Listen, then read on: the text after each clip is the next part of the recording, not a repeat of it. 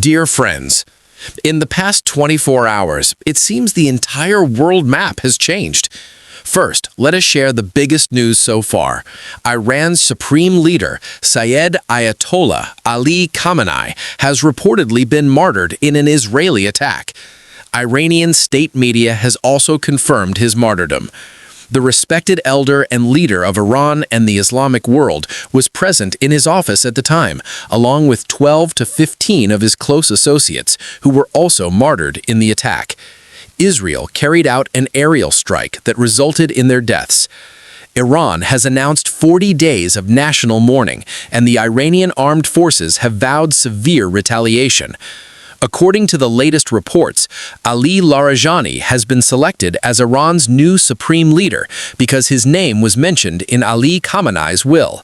He is considered a close associate of Khamenei and has served as head of the Security Council, handling many sensitive matters and holding emergency powers.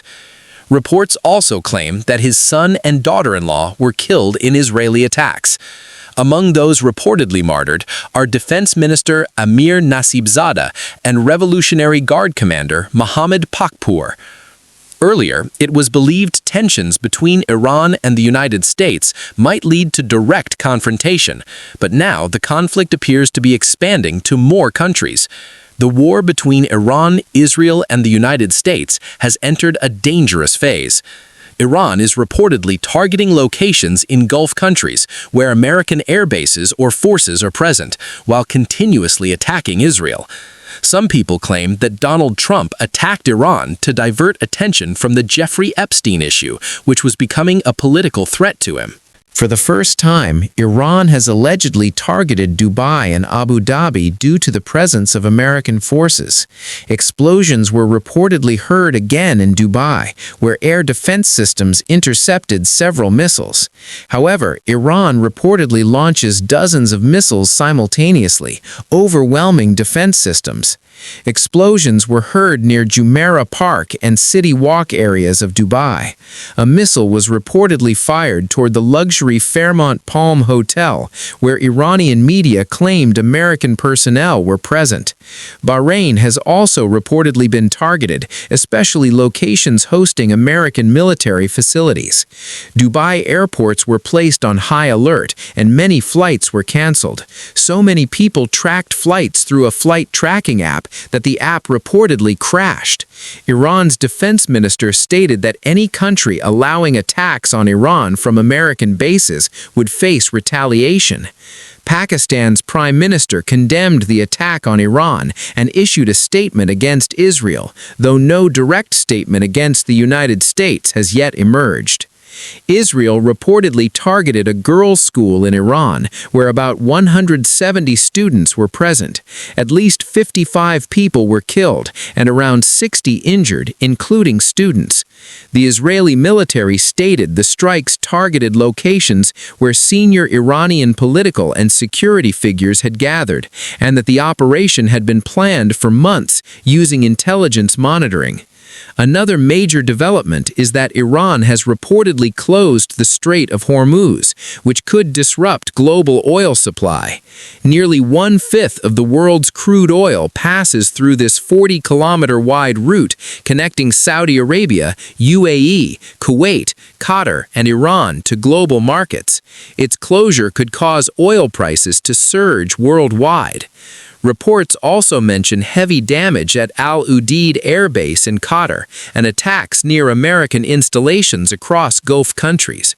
Iran has named its retaliation Operation True Promise 4, continuing missile strikes against Israel. Warning alerts have been issued across Israeli cities, and civilians have been instructed to move into bunkers. China, Russia, Australia, and Spain have reportedly supported Iran's stance and called on the U.S. and Israel to stop attacks. War is never a permanent solution. It brings destruction, loss of life, and economic crises. Nations weaken, and ordinary civilians suffer the most. Countries should act with patience, diplomacy, and wisdom, resolving disputes through dialogue and international law. May Allah protect all Muslims and grant unity among Muslim leaders. Amen.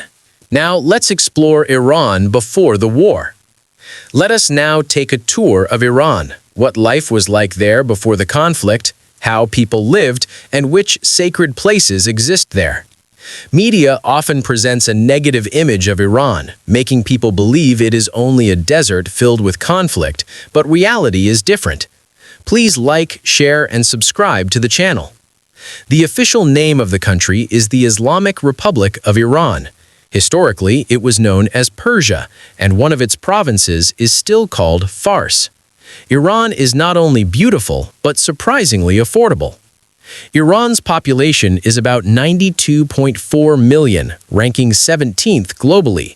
Its total area is about 1,648,195 square kilometers, also ranking 17th worldwide. Islam is the state religion. About 93% of the population follows Shia Islam and around 5% Sunni Islam. There are also small Christian and Jewish communities. Iran is divided into 31 provinces, and its currency is the Iranian rial, which has a very low value. Approximately 150 Iranian rials equal 1 Pakistani rupee, and around 470 rials equal 1 Indian rupee. Iran borders Armenia, Azerbaijan, Turkmenistan, Afghanistan, Pakistan, Iraq, and Turkey, and has coastlines along the Gulf of Oman and the Persian Gulf. Visa and MasterCard generally do not work due to U.S. sanctions, so tourists carry cash, though locals use modern domestic banking systems and digital payments. Iran has an ancient history. In 1979, the Islamic Revolution, led by Ruhollah Khomeini, overthrew Shah Mohammad Reza Pahlavi. Later that year, Iranian students seized the U.S. Embassy in Tehran and held 52 American diplomats hostage for 444 days, worsening U.S.-Iran relations and leading to sanctions. Iranian fuel is heavily subsidized, making petrol extremely cheap, about 8 to 9 Pakistani rupees per liter, which leads to large-scale diesel smuggling into Pakistan through Balochistan border areas such as Panjgur, Mashhad, Noshki, and Gwadar. Tehran, the capital, is Iran's political and economic center. Iran's GDP is about $355 billion, and average annual income per person is around $4,500.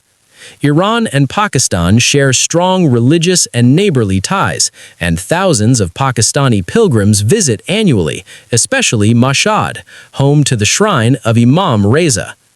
Iran's military ranks around 14th globally, with about 582,000 active personnel, around 300 fighter jets, 100 helicopters, nearly 100 naval vessels, over 1,000 ballistic missiles, and many drones. Tehran lies near the Al-Borz Mountains, giving it a pleasant climate.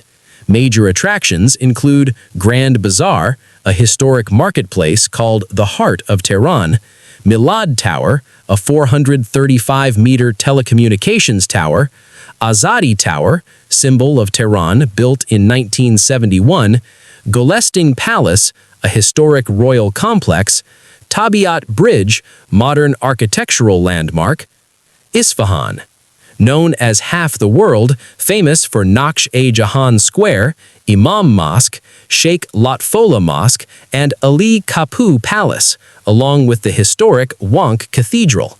Shiraz, city of poetry and gardens, home to poets Hafiz Shirazi and Saadi Shirazi. The Pink Mosque, Nasir-ul-Mulk Mosque, and the sacred Shah Chirag Shrine. Other notable cities include Yazd, Kashan, Tabriz, and Qum. Iran also has vibrant evening life, with families visiting parks, cafes, restaurants, and cultural events in cities like Tehran, Shiraz, and Isfahan. Friends, this was today's informative and interesting video. Let us know your thoughts in the comments, and don't forget to like and subscribe. Until the next video.